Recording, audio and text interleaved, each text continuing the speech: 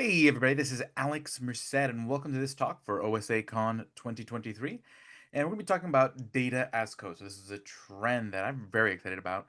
It involves a particular technology called Project Nessie. We're going to talk about how it brings a Git-like experience for Apache Iceberg tables. So Project Nessie, Apache Iceberg, data as code, uh, these are a lot of terms and they got to relate to something. And what they relate to is the data lakehouse. But before we go there, let me just introduce who I am. My name is Alex Merced. I'm a developer advocate for Dremio. I've been involved in the data and web spaces for companies like Genet Systems, Crossfield Digital, Campus Guard, General Assembly. I am one of the co-authors on the upcoming Apache Iceberg, the definitive guide. I've spoken at many events, including OSACon 2022, Data Day Texas in 23 and upcoming in 24, P99 Conf, Data Council, and many more. I'm also the host of several podcasts, which we'll discuss very soon. But first, I want to give you the opportunity to get an early release copy of Apache Iceberg the Definitive Guide by scanning that QR code right there. And then again, I'm a host of several podcasts which you can subscribe to on Spotify and iTunes, including Gnarly Data Waves, In the Grand Scheme of Things, Data Nation, and Select Star from Data Lake. But with no further ado, you can hear me talk a lot about data on any of these outlets, but let's talk about the data lakehouse. And to understand the data lakehouse, we need to understand where the data lakehouse evolved from, which is from the data lake. So we had the data lake, which essentially was this giant repository of storing files. And then we would just kind of bring compute to kind of query those files. But oftentimes, uh, the files were just files. So there wasn't necessarily like if you're scanning like 1,000 CSV files, there was no real way for a compute engine to kind of scan those intelligently because it would know, okay, hey, these are the 1,000 files you want to scan, but knowing, hey, do I need to scan all the files? Reading these sort of text-based files more efficiently. So different things kind of evolved over time. First, like our file formats evolved, and we have like Parquet files that contain a lot more metadata to be scanned more intelligently that are binary and columnar. But what happens when you have 1,000 Parquet files? How can we scan those 1,000 Parquet files more intelligently? And the way we generally do it in databases and data warehouses, there's metadata about the data set as a whole. Okay, and this is abstracted away from you. And when you interact with a database or a data warehouse, you just interact with tables. And you're not really thinking about how the data is stored or how many different units of storage are being used. You just interact with the table. And recently, you've had a slew of what are known as table formats making this possible. This includes Apache Iceberg, Delta Lake, and Apache Hoodie. Okay, and then you have tools, catalogs that allow you to take these tables and track these tables so that we can bring them to different compute engines. Okay, and basically the topic of today, Nessie, is one of these catalogs. It particularly allows you to track Apache Iceberg tables in your data lakehouse. Because the data lakehouse, now that you have this table abstraction, allows you to work with the data in your data lake more like you would with a traditional database or traditional data warehouse to essentially give you that ease of use in that form of a data warehouse, but on top of your data lake storage, so that we only have to have sort of one set of storage. Now, data as a code is something that's enabled by this Nessie technology that I mentioned.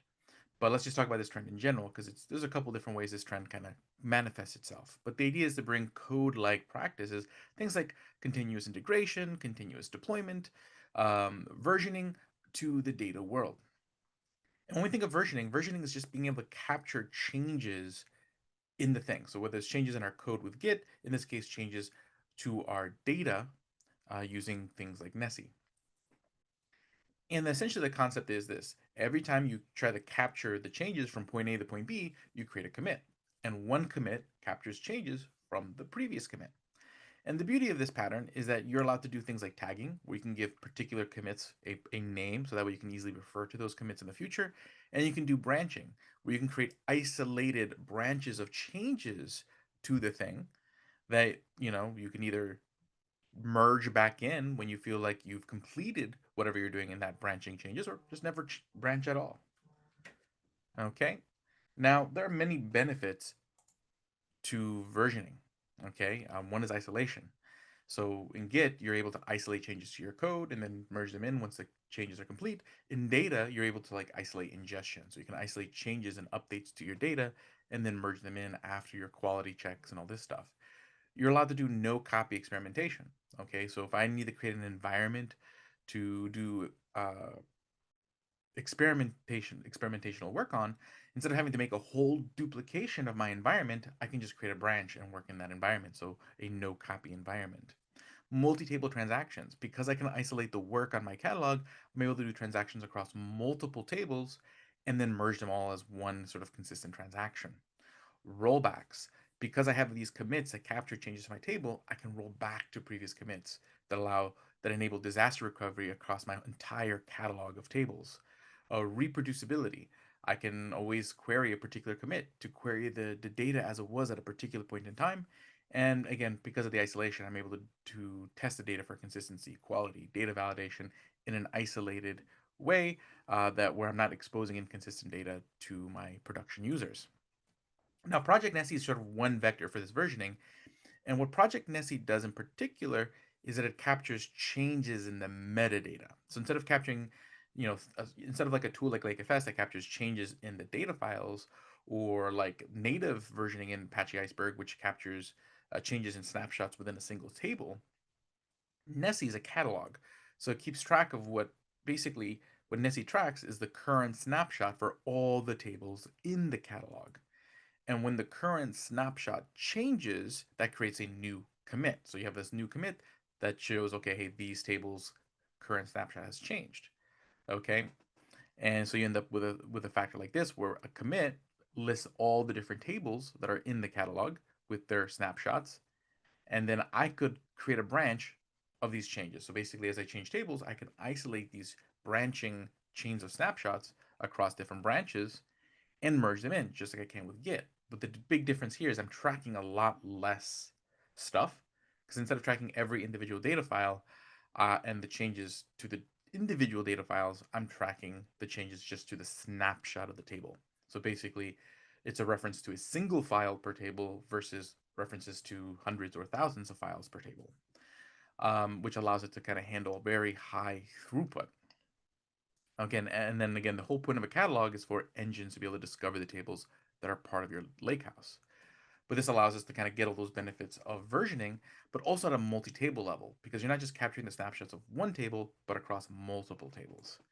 And this allows you to have all sorts of catalog level benefits, because now you can branch at the catalog level. Instead of having to branch for an individual table, you can branch for your entire catalog and isolate changes across multiple tables in your catalog. You can merge and publish all the changes across your entire catalog. You can tag an individual point in time, so that way you can run queries against all your tables as it was at that point in time. You can roll back your entire catalog when basically an ingestion job infects multiple tables and causes inconsistency issues.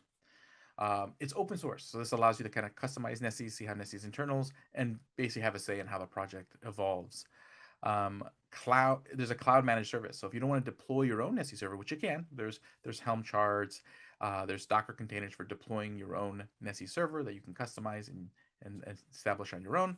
But there's also a cloud managed service through Dremio, which is Dremio's Arctic catalog, which is basically it's part of its data lakehouse management suite of services. It's cloud agnostic. It doesn't matter which cloud you're using. You can have your data stored on Azure, AWS, Google. You could be using compute from Azure, AWS, Google. It doesn't matter. It's cloud agnostic. Same thing with storage. It's storage agnostic. So you can be using object storage, HDFS, etc. This is different than other solutions like lakefs, which do require you to have an S3 compatible storage layer. Here, that doesn't matter.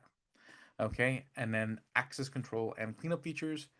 Nessie has its own built-up sort of like garbage collection, the GC cleaner, the garbage collector for Nessie, that makes it easier to kind of clean up unneeded data files from expired snapshots across multiple branches. So you have those features to make sort of the maintenance of Nessie catalogs pretty easy. So Nessie sort of brings all the benefits of versioning to Apache Iceberg tables in this sort of multi-table catalog level abstraction that also enables all these additional benefits because of the nature of the project. And this really kind of creates sort of a unique paradigm, but particularly for Apache Iceberg tables that isn't available to other table formats and is a technology very worth looking into in order to kind of get these sort of cutting edge practices in your data. Again, my name is Alex Merced. You can follow me on Twitter at amdatalakehouse, and also subscribe to all my podcasts, Gnarly Data Waves, In the Grand Scheme of Things, Data Nation, Select Star from Data Lake. Thank you guys for having me. Have a great day and enjoy.